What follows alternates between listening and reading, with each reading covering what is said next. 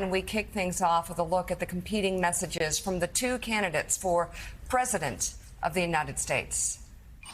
I see an America where we hold fast to the fearless belief that built our nation. We are indeed a nation in decline. It is now our turn to do what generations before us have done, guided by optimism. It's a massive invasion at our southern border that has spread misery, crime, poverty, disease, and destruction. I will be a president who unites us. Crazy Nancy Pelosi. Who is realistic. The biggest rallies you've ever seen. Practical. Build an Iron Dome over our country. And has common sense. The late, great Hannibal Lecter. He'd love to have you for dinner. And I will fulfill our sacred obligation to care for our troops and their families. The head of the Taliban, you call me Your Excellency.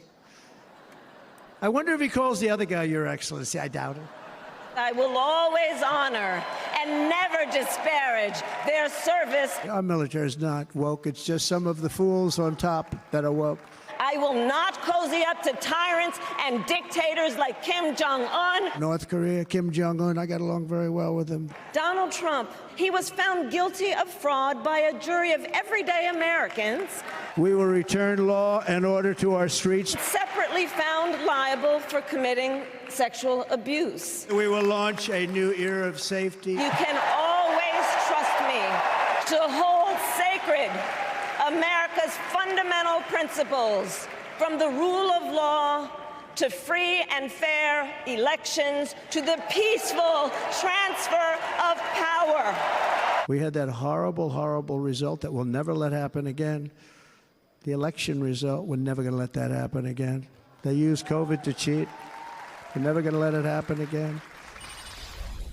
Oh, Jonathan Lemire, that is quite a contrast. Quite a contrast. Claire McCaskill, Eddie Glaude Jr. still with us. And joining the conversation, we have NBC News national affairs analyst and a partner and chief political columnist at Puck, John Heilman, author and NBC News presidential historian Michael Beschloss, and associate professor of political science at Fordham University, Christina Greer. Good to have you all with us this hour. So, Willie, the contrast is so great, is so extreme. It is optimism versus pessimism. It is joy versus resentment.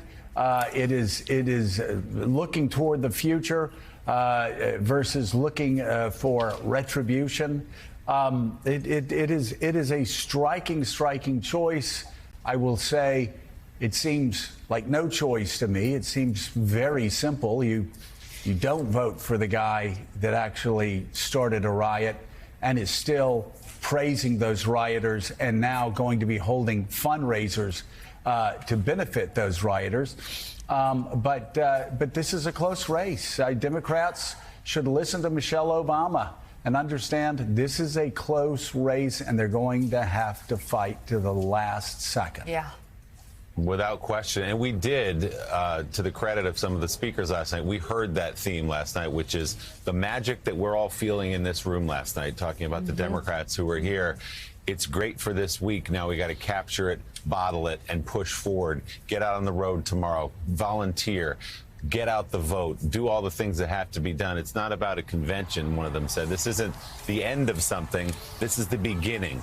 And I think part of what the party had to accomplish this week was to assure Democrats we've got this. We understand things have felt a little shaky since that debate a couple of months ago.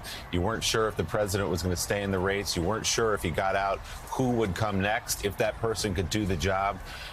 The Democratic Party saying we've got this. And John Heilman, the speech last night from Vice President Harris went a long way in terms of assuring voters across the country. And she made that contrast that Joe just referenced, which is laying out her bio, talking about her career as a prosecutor. She said, I was always for the people. I was here to represent the people.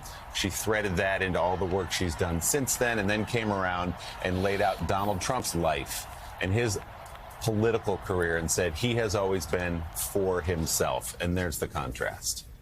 The back when Joe Biden went to the debate in Atlanta, Jen O'Malley Dillon came on my podcast, and the campaign was out saying, we've now have our frame for this election. He's all about himself. We're all about you. And one of the things that became evident was that Joe Biden wasn't going to be able to make that case as forcefully as possible, as forcefully as necessary. Last night, Kamala Harris made that case in 7 different ways, and she made it directly in a kind of prosecutorial way when she did that riff. Consider Donald Trump. Consider. She sounded very much like the lawyer that she is. But the contrast of we're about you, he's about himself. It was made implicitly and explicitly. It was made directly and indirectly. It was woven throughout. And to go to one of the most striking contrasts, I think, for the thing that I kept hearing from people who were non-political friends of mine last night, I didn't know how hawkish she was on foreign policy, people would say. The language, the use of words like lethal, security, that were just woven throughout her speech, the invocations of, in a very forceful way, of the embrace of the flag, the embrace of normalcy, of a patriotism in a kind of unabashed way. That, again, we saw it for 4 straight days here, but her speech last night was a kind of, I won't call it a work of art, but it was a very people go back and take that speech apart in a variety of ways and look at all of the different kinds of movements in it that allowed her to keep making those very consistent narrative and contrast points that were throughout these 4 days. She made them in all kinds of ways, just saying really, really effectively. Yeah, and threading the needle on the question of Gaza, which has hovered over this, saying, quote, to be clear, I will always stand up for Israel's right to defend itself. Making clear we support Israel, we stand shoulder to shoulder, but we have to stop the suffering in Gaza, saying she's going to work toward a ceasefire deal.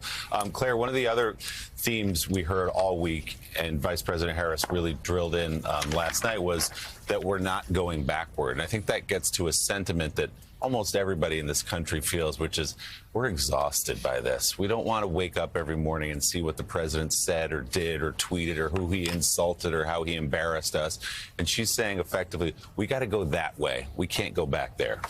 You know, this is what really Trump is struggling with, because overnight, Kamala Harris became the candidate of change. And if you look historically at presidential elections, people who make up their mind at the end have a tendency to go towards the candidate they think is most likely to change things. And she is now the candidate of change. You know how happy the campaign was this morning when headlines across the country were a new way forward? She is no longer somebody who is the vice president. She is a presidential candidate. And, you know, the contrast that you've referred to, John, I thought one of the most effective ways she did it when she said the only client I've ever had is the people, which is very unusual for a lawyer. But she can say that with complete accuracy, and then she turned and said the only client he's ever had is himself. So I think they've pulled off something that for a sitting vice president who you think will be cloaked in incumbency, she's now the new kid in town.